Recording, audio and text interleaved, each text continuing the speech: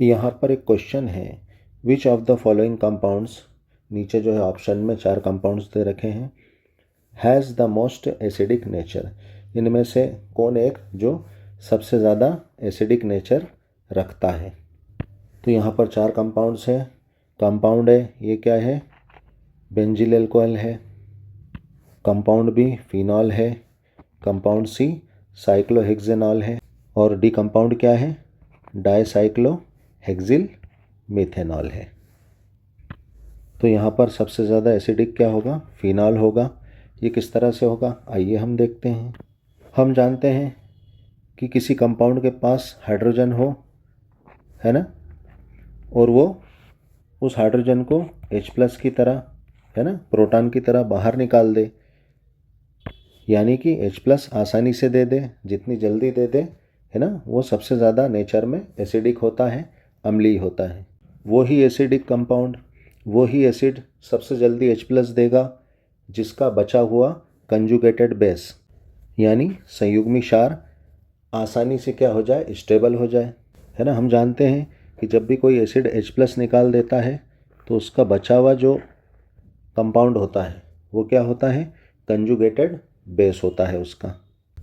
और ये संयुग्मी क्षार अगर स्टेबल हो जाए तो वो कंपाउंड उतना ही ज़्यादा क्या होगा, एसिडिक होगा, क्योंकि वो उतनी जल्दी क्या निकालेगा, H+ निकाल के एसिडिक नेचर शो करेगा, ताकि उसका बचा हुआ कंपाउंड क्या हो जाए, स्टेबल हो जाए। और हम जानते हैं बेंजीन रिंग वाले कंपाउंड में स्टेबिलिटी कैसे आती है। यहाँ पर भी बेंजीन रिंग दिख रही है, यहाँ पर भी बेंजीन रिंग दिख रही है, जिसमें अल्टरनेट सिंगल डबल बॉन्ड है। तो ऐसी बेंजीन रिंग में क्या हो सकता है, रेजोनेंस हो सकता है। और ये रेजोनेंस के द्वारा जो है जितने ज़्यादा स्ट्रक्चर्स बनाते हैं, जितने स्ट्रक्चर का फॉर्मेशन करते हैं, उतने ही ज़्यादा ये स्टेबल होते हैं। तो हमें ए और बी में तो अल्टरनेट सिंगल डबल बॉन्ड वाली बेंजीन रिंग दिख रही है, लेकिन सी और डी में हमें जो है अल्टरनेट सिंगल डबल बॉन्ड वाली रिंग नहीं दिख रही, यानी हमारा सी और डी ऑप्शन तो नहीं हो सकता। हम ए और बी में चेक करेंगे, वैसे हम देख चुके हैं हमारा आंसर तो बी है ना, लेकिन हम यहाँ पर जो है रेजोनेंस की बात करेंगे और ऑप्शन ए को भी चेक करेंगे। वैसे तो हम जानते हैं बेंजीन रिंग में अल्टरनेट डबल सिंगल बॉन्ड होते हैं, लेकिन हम ये भी यहाँ पर देख लेते हैं, एक छोटी सी जानकारी ले लेते हैं कि रेजोनेंस की क्या क्या कंडीशंस होती है।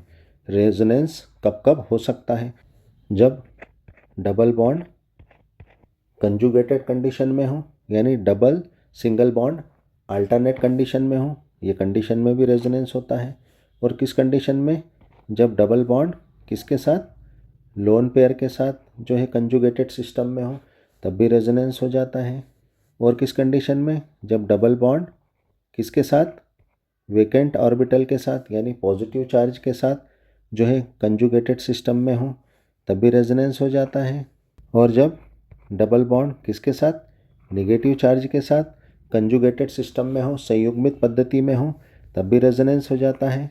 और किस कंडीशन में, जब डबल बॉन्ड किसके साथ, फ्री रेडिकल के साथ यानी सिंगल इलेक्ट्रॉन के साथ हो, तब भी ये क्या करता है, डबल बॉन्ड के साथ क्या होता है, कंजुगेटेड सिस्टम में होता है, तब भी रेजोनेंस हो जाता है।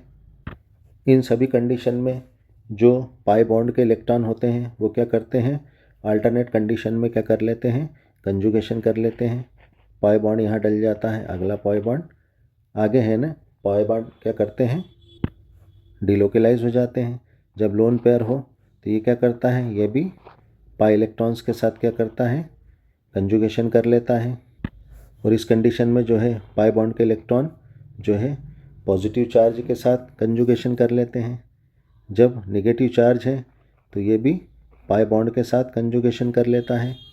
और जब यहाँ पर फ्री रेडिकल हो, सिंगल इलेक्ट्रॉन हो, तो ये क्या करता है, पाई बॉन्ड का एक इलेक्ट्रॉन ब्रेक होकर ये क्या करता है, इस सिंगल इलेक्ट्रॉन के साथ क्या करता है, कंजुगेशन कर लेता है। ठीक है, तो यहाँ पर हमने एक छोटी सी जानकारी ले ली, लेकिन यहाँ पर तो हमें बेंजीन रिंग के डबल सिंगल डबल बॉन्ड है ना, अल्टरनेट डबल सिंगल बॉन्ड पर ही हमको स्टेबिलिटी चेक करना है रेजोनेंस के द्वारा। तो सबसे पहले हम ऑप्शन ए को चेक करेंगे। यहाँ पर अगर हम बेंजील अल्कोहल में देखें तो यहाँ पर क्या है कि रिंग में तो डबल सिंगल डबल बॉन्ड है ना, double single double single double, है ना। यहाँ पर रिंग पर तो रेजोनेंस हो जाएगा, लेकिन जो है अगर हम यहाँ पर देखें तो CH2 के इधर भी सिंगल बॉन्ड है और CH2 के इधर भी सिंगल बॉन्ड है, यानी यहाँ पर अल्टरनेट डबल सिंगल बॉन्ड नहीं है।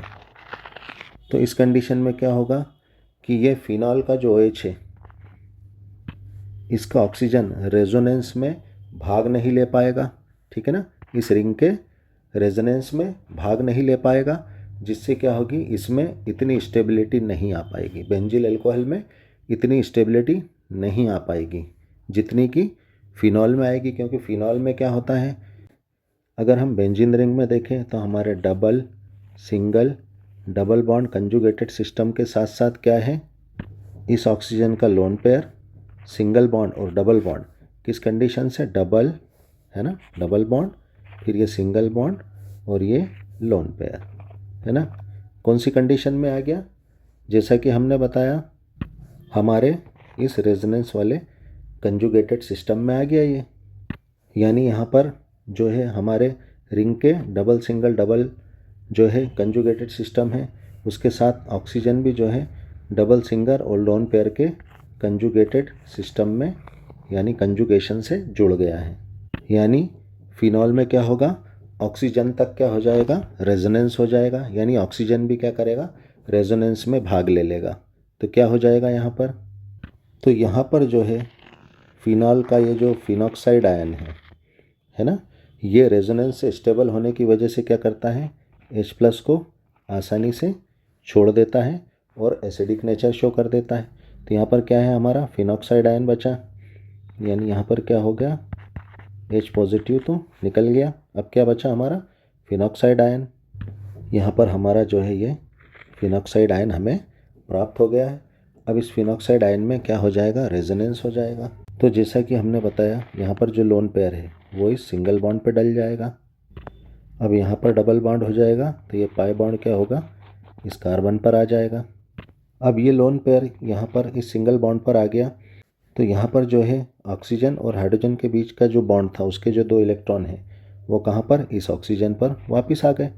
तो क्या हो जाएगा नेक्स्ट स्टेप में, तो यहाँ नेक्स्ट स्टेप में क्या हुआ, रेजोनेंस की एक स्ट्रक्चर बन गई। तो यहाँ पर क्या हुआ, जो नेगेटिव चार्ज था वो लोन पेयर की तरह क्या हो गया, क्योंकि ऑक्सीजन और हाइड्रोजन के बीच का जो बॉन्ड था, है ना, वो यहाँ पर लोन पेयर की तरह आ गया।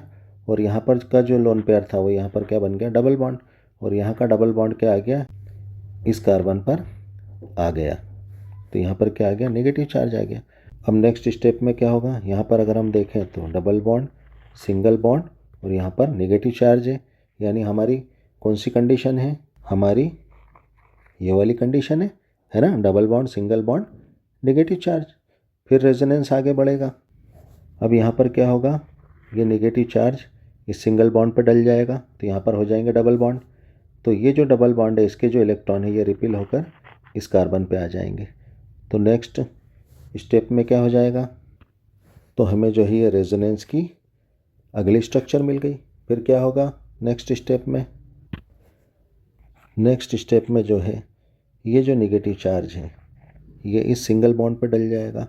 तो ये पाई बॉन्ड के जो इलेक्ट्रॉन हैं ये रिपील होकर किस पे, इस कार्बन पे आ जाएंगे। तो क्या हो जाएगी नेक्स्ट स्ट्रक्चर, तो नेक्स्ट स्टेप में हमें ये स्ट्रक्चर मिल जाएगी, ठीक है।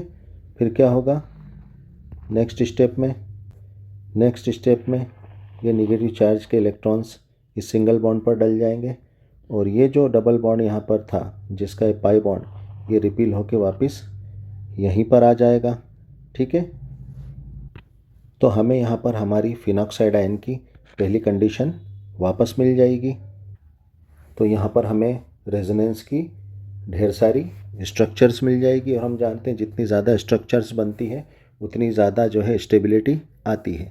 तो यहाँ पर फिनॉक्साइड आयन के इस तरह से स्टेबिलिटी हासिल करने की वजह से, प्राप्त करने की वजह से, इसलिए फिनॉल आसानी से H+ को निकाल कर जो है एसिडिक नेचर शो करता है। इसीलिए यहाँ पर हमारा आंसर बी होगा, यानी फिनॉल सबसे ज़्यादा एसिडिक नेचर का होगा। Thanks for watching. वीडियो को लाइक कर देना, फटाफट सब्सक्राइब करो।